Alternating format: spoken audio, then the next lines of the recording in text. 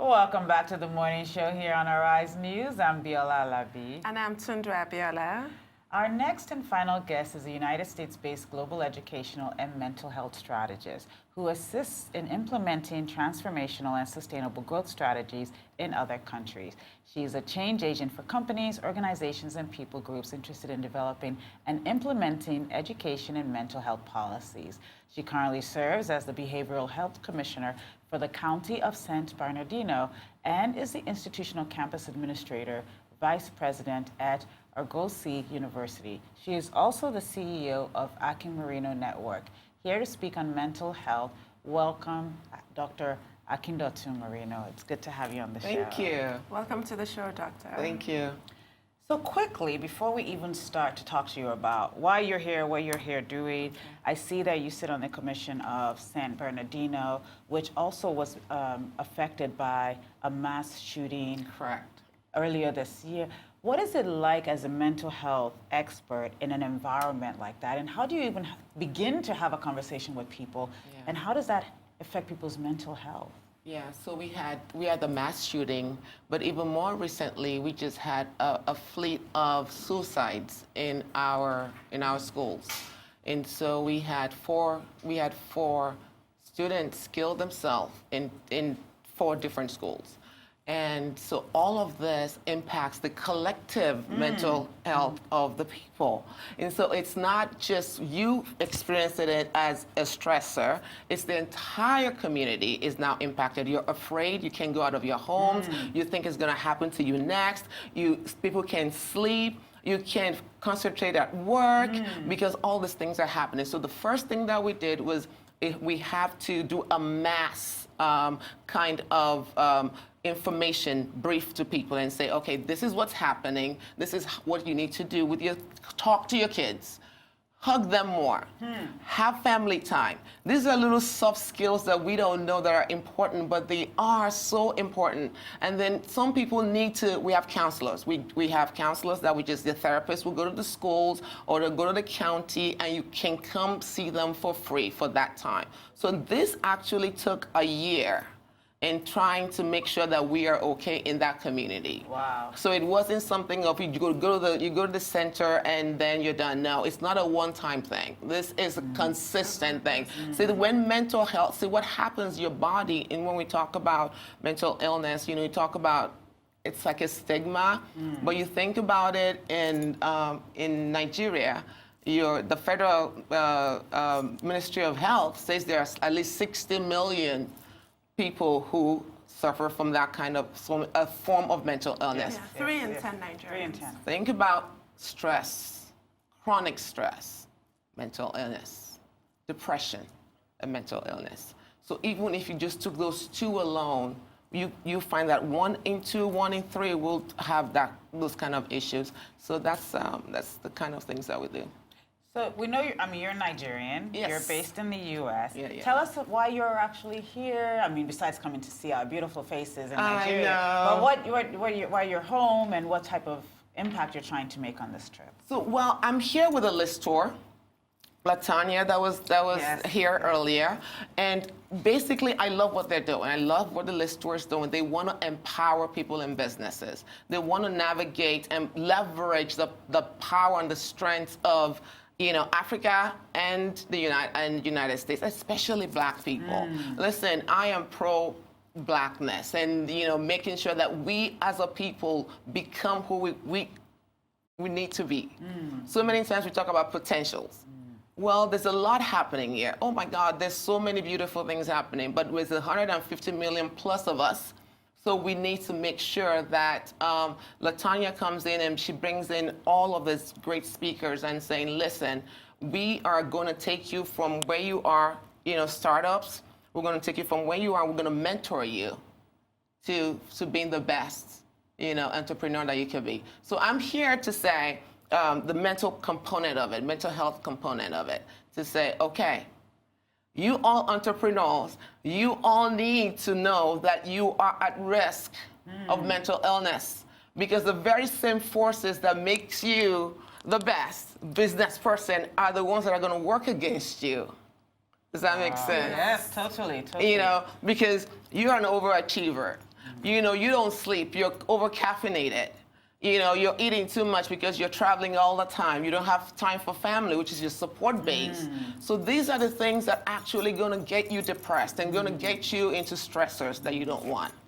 So what we equate with drive is actually detrimental to your health. Similar to, we all know, cholesterol, like butter and all of these fatty diets cause heart disease. A particular lifestyle, a stressful lifestyle, causes mental illness. Actually, yes.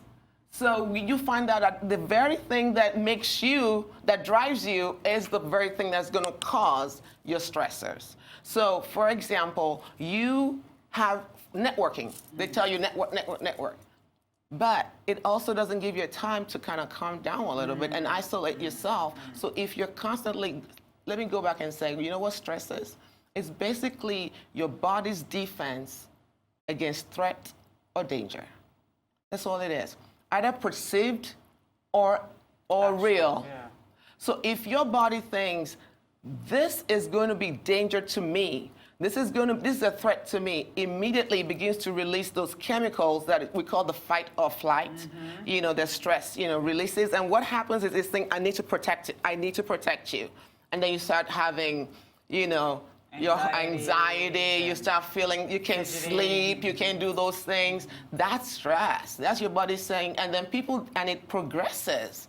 You can get a heart attack, you can get a stroke, you can get those things, and people drop dead. And you know, in Africa, they're gonna say somebody is doing something, you know, maybe it's your neighbor who doesn't like you, cast a spell on you, but that's not it. One of the things that, I mean, we've actually observed over the last few years, and this year we had a number of very public suicide, people jumping off the bridge.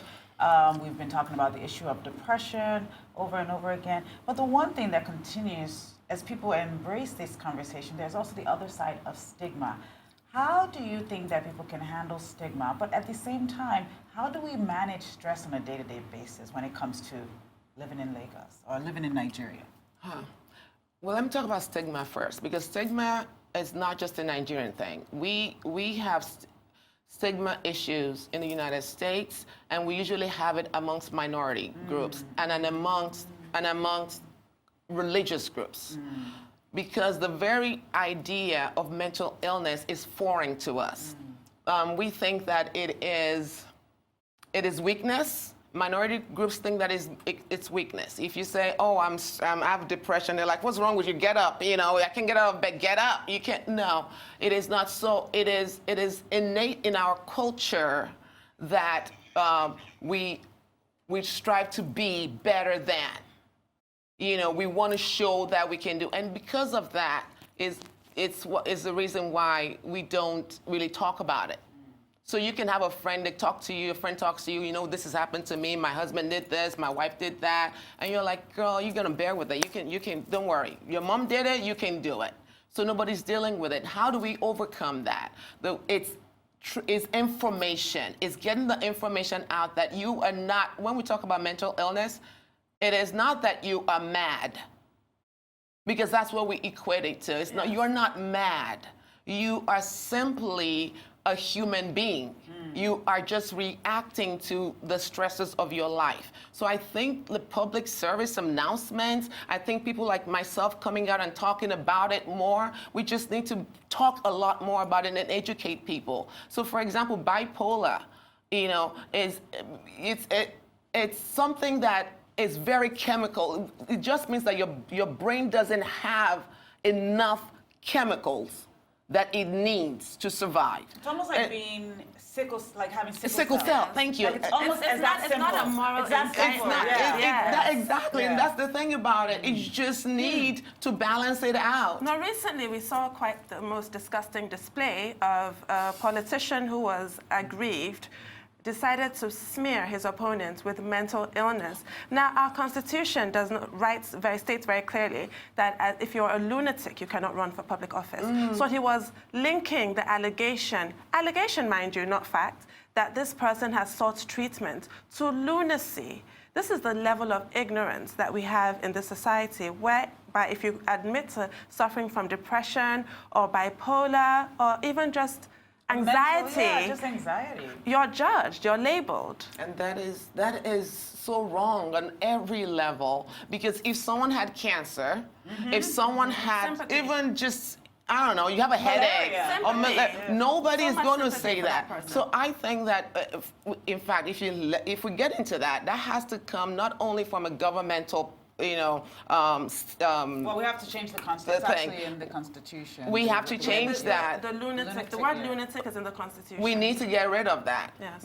We definitely have to rewrite that, because that is not even, on every level, it needs to be getting rid of. Oh, yeah, not just But- the Constitution, several laws. But we need to implement even the mental health concepts and components and legislations that we already have. We don't implement anything. Nothing is done. We don't have counselors. We have marriage. Yeah. We have marriage and therapy counselors sometimes, or they send you to the psychiatrist for chronic disorders. Yes. Sometimes all you need is information and a counselor, somebody to just talk to one-on-one. But I want to now take you back to the role of religion. Is this where religious leaders come in Yeah. with that approach? Actually, have workshops that I do in California. It's called the intersection of faith and mental health. And basically, you think about mental health is a God concept. Because there's no God that created you to be one-sided, like it's just your business and just your home. God is a God of spirit, soul, and body. And you have to be well. I wish above all things that you will prosper your spirit, your soul, and your body. So if your body is not well, or your mind is not well, you're not going to be well. So it needs to know there's some things that spirit can answer spiritual problems. If I can say, God, please feed me, God, please feed me, God, please feed me, I have to put the food in my mouth, Yes. right? So the same thing with your mind. If your mind is messed up, okay, let me give you an example. Your amygdala is a part of your brain that captures very vivid emotions, very vivid things that happen to you in your life. So, for example, your very first kiss, your child's birth, somebody who cussed you outside, very deep emotions. Now, once the amygdala captures that emotion, guess what it tries to do? It tries to recreate that same emotion all the time. So, if you were raised in an abusive home, Yeah, if you are and it doesn't have to be bad. You could be in a loving home. It doesn't matter either way. Your amygdala will try to recreate that. Now, if you can go to church all you want and say, I'm going to pray, and I'm going to pray that, I don't get an abusive husband. But you already witnessed that in your parents. You already saw already that. have that And trauma. that amygdala has that image that's what love looks like. So you go to church and you pray and go, God, give me a good husband. God, give me a good husband. Your amygdala is going to lead you to a husband. It's going to lead you to a husband that looks like the husband that it knows. So what you need to do is change that image. You have to change that image. The amygdala doesn't know the difference between a real image, a real experience, or an imagined experience. So I have a question for you. Yeah. When you do this with, because you do this an intersection of Faith and mental. yeah. When you do this, what reaction do you get? Because this is quite a vivid and very explicit way of explaining the amygdala and how it behaves. How do you find that religious leaders respond to this? And have you found that that has helped how they engage with the parishioners? Actually, a lot of pastors lately have been seeking for this. A lot of pastors, you talk to them. I'm also a pastor. A lot of pastors, so that helps. A lot of pastors come in and they're like, come talk, just have a workshop. But there are other people who just think that this is, actually that psychology is a demonic thing. Like literally, you should not say you're a psychologist. Because you're saying that God doesn't have power over everything, but God has power over things. Just God gave you power to be able to make decisions. God gave you power. Okay. If you have a person in your congregation that has high blood pressure, I'm hoping that you're not just saying pray, pray, pray, pray. I'm hoping, because James tells us that faith without works is dead. I'm hoping that you're able to tell them to go see a doctor, to take the medication, because it takes faith for you to actually do those things too. So most of them is lack of knowledge. And one of the things that happens when we do this faith, the intersection of faith and mental health, is we just inform people. We tell them, I show you the brain. I tell you this is what's going on in your brain. Okay, this is what's happening in your life. So come on, let's just fix it. It's just a little bit of tweaking that we need.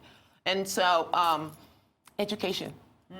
I mean, one of the things that's been exciting on this show, we've had 2 young doctors. We have an in-house psychiatrist and psychologist that comes on, especially when we have really tragic incidents that happen.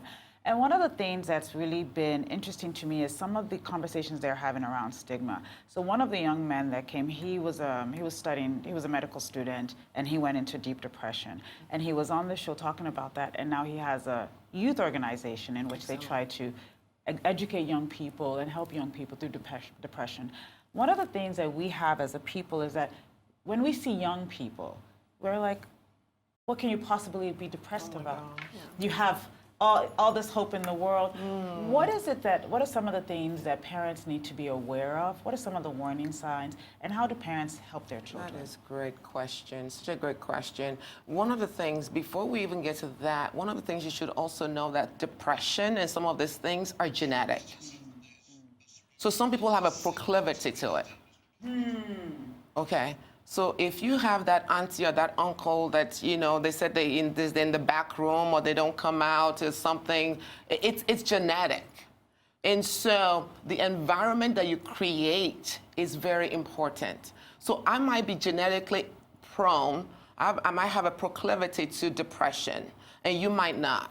If you experience stressful environments, you're going to handle it better than me. What happens is if I go into that kind of environment, it would cause that depression to come up. Okay, it's almost like an oven, right?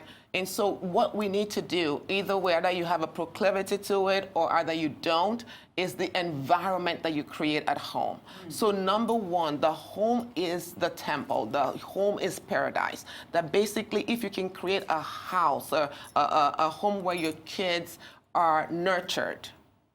And nurturing means that you're not yelling at them. I heard about the lady the other day. The child didn't want to go to school, and she just kept saying, "What's wrong with you? You need to go. What's wrong with you?" Smack the child. You need to go. And she was forcing this child to go to school. Later on, they found out that the child was being bullied at school.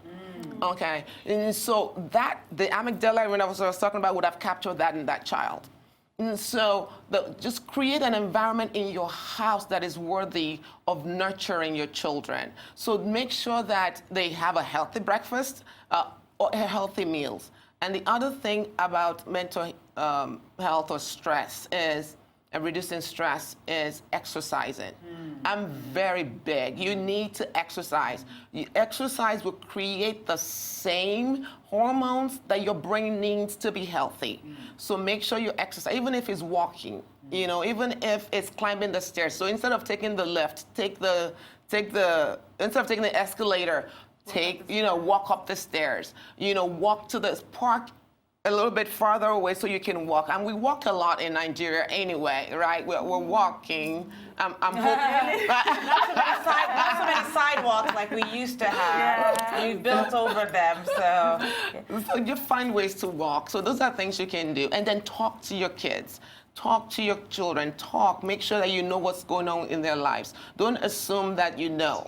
You don't know. Doc, it was so exciting having you. Thank you so much for being here. Thank you so much. And please come back when you're back in town for the list tour. We can't wait to have you back. Thank you so much. Thank you. We're heading for a short break now. When we return, Yemisi Adegoke, multimedia journalist and producer at BBC Africa, will be joining us to review the newspaper headlines around the country.